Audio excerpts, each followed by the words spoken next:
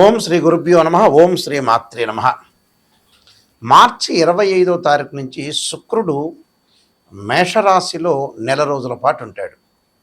25వ తారీఖు నుంచి శుక్రగ్రహము అశ్విని నక్షత్రంలో ప్రారంభమవుతుంది. ప్రధానంగా శుక్రుడు సుఖాన్ని, భోగాన్ని, సౌఖ్యాన్ని, కళత్రాన్ని ఇచ్చే గ్రహం ఏంటంటే శుక్రుడు సప్తమ భావకారకుడు కూడా అంటాడు.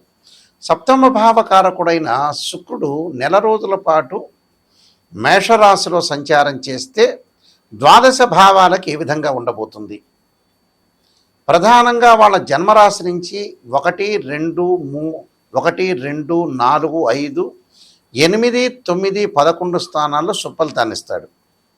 అంటే వాళ్ళ జన్మంలో బాగుంటాడు, అలా సెకండ్లో బాగుంటారు, 2లో బాగుంటారు, అలానే చతుర్థంలో ఉన్నా, పంచమంలో ఉన్నా, అలానే అష్టమంలో, నవమంలో, అలానే లాభంలో ఉన్నా కూడా చాలా అనుకూలంగా ఉంటారు. అంటే వాళ్ళ జన్మరాశి నుంచి 1, 2, 4, 5, 8, 9, 11 స్థానాల్లో ఉంటే సుఫలితాన్ని ఇచ్చే అవకాశం ఖచ్చితంగా ఉంటుంది. వివిధ రాశుల వాళ్ళకి ఏ విధంగా ఉందో ఒక్కసారి తెలుసుకుందాం. వృషభ రాశి వారికి శుక్రగ్రహం యొక్క మార్పు ఏ విధంగా ఉండబోతుంది? సహజంగా రాస్యాధిపతి అలానే షష్టమ రాస్యాధిపతి అయిన శుక్రుడు వ్యయస్థానంలో ఉంటాడు.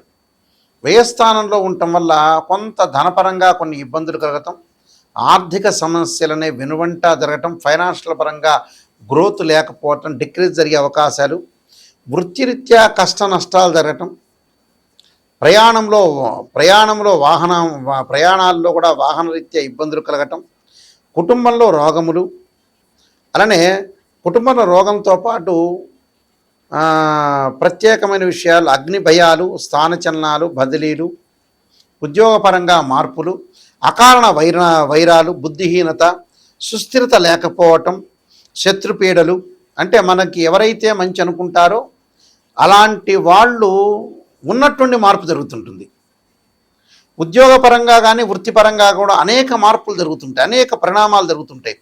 ప్రతి పని యందు కూడా కొంత అపశృతి రాకుండా చూసుకోండి, ప్రయాణాల్లో విఘ్నాలు రాకుండా చూసుకోండి, వృత్తిరీత్యా ఆటంకాలు కలగకుండా చూసుకోండి. అలానే కుటుంబంలో అనారోగ్యాలు, ఎవరైతే దీర్ఘకాలిక వ్యాధులు ఉన్నారో దీర్ఘకాలిక వ్యాధులు వస్తాయి మనకు ఉన్నాయి అనుకున్న వ్యక్తులు ప్రత్యేకంగా ట్యాబ్లెట్లు కానీ భగవంతుడి యొక్క ఆరాధన కానీ చేయటం ఒకటి. అలానే చోర భయం, దొంగతనాలు జరిగే అవకాశాలు ఉంటాయి కాబట్టి వాళ్ళకి అవకాశం ఇవ్వద్దండి. అలానే అగ్ని వల్ల భయం జరిగే అవకాశం ఉంటుంది, అగ్ని వల్ల భయం జరగకుండా చూసుకోండి.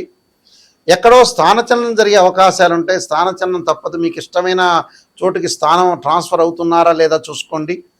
అంటే ఇలాంటివన్నీ కూడా అకారణ వైరాలు అంటే మనం రోడ్డు మీద వెళ్తుంటాం, ఎవరో ఒకళ్ళు అడ్రస్ అడుగుతుంటారు, వాళ్ళతో మనం గొడవ వచ్చే అవకాశాలు ఉంటాయి. అలాంటివి రాకుండా బుద్ధి బలంతో, లౌకిక జ్ఞానంతో ఆచితూచి అడుగు వేసి ముందుకు వెళ్తే మనకు మంచి జరిగే అవకాశాలు ఖచ్చితంగా ఉంటాయి. నేను కొన్ని పరిహారాలు చెప్పబోతున్నా, ఆ పరిహారాలు మీరు పాటించండి, మీకు మంచి జరిగే అవకాశాలు ఖచ్చితంంగా ఉంటాయి. ఇవన్నీ కూడా గోచారరీత్యా చెప్పబడే ఫలితాలు అంటారు. అంటే this is the transit system అంటారు. బర్త్ చార్ట్కిను ట్రాన్సిట్ సిస్టానికి చాలా లాట్ ఆఫ్ డిఫరెన్స్ ఉంటుంది. వీనస్ ప్లానెట్ శుక్రుడు 7th హౌస్కి లార్డ్ అంటారు. అంటే 7వ భావానికి లార్డ్, అంటే కళత్రకారకుడు.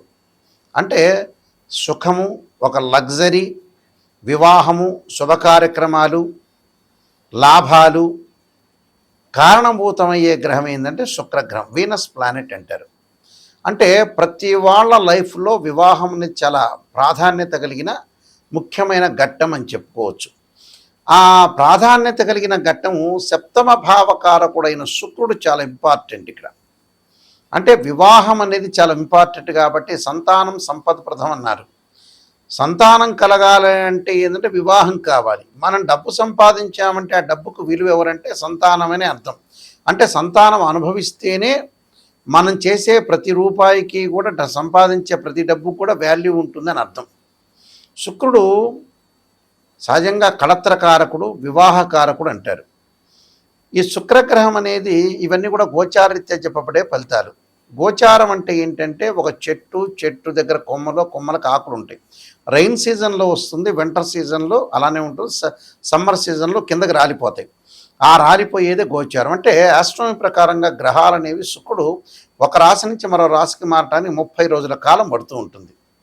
ఈ 30 రోజుల కాలంలో శుక్రుడు ఎలాంటి ఫలితాన్ని ఇస్తాడు, ఆ 30 రోజుల్లో మనకి ఏ ఏ విధంగా ఉండబోతున్నారు అంటే, శుక్రుడు ఏంటంటే లగ్జరీ వాహనాలకి, కాస్మెటిక్స్కి, అలానే సహజంగా మూవీస్కి కళత్రకారకుడు, సినిమా హీరోలు కావాలన్నా, అలానే సినిమా ప్రపంచంలోకి ముందుకు వెళ్ళాలన్నా, ఆ టీవీ ఛానల్స్ కానీ, యూట్యూబ్ ఛానల్స్ కానీ, అలానే లగ్జరీగా ఉండాలన్నా, అనుభవించాలన్నా అన్ని రకాలుగా కారణభూతుడు ఎవరంటే శుక్రగ్రహం. శుక్రుడు అనేవాడు అనుకూలంగా ఉండాలంటారు. సహజంగా జన్మలగ్నం నుంచి 6, 8, 12 స్థానాలు శుక్రుడు ఉండకూడదు. శుక్రుడు పాపగ్రహ నక్షత్రాలను అశ్విని, మఖ, మూల, ఆరుద్ర, స్వాతి, శతభిషము, అలానే మృగశిర, చిత్త, ధనిష్ట నక్షత్రంలో, అలానే పుష్యమి, అనురాధ, ఉత్తరాభాద్ర నక్షత్రంలో కూడా శుక్రగ్రహం అనేది ఉండకూడదు. శుక్రుడు రాహుతో కానీ, కేతువుతో కానీ, శనితో కానీ, కుజుడితో కానీ కంజంక్షన్ కాకూడదు.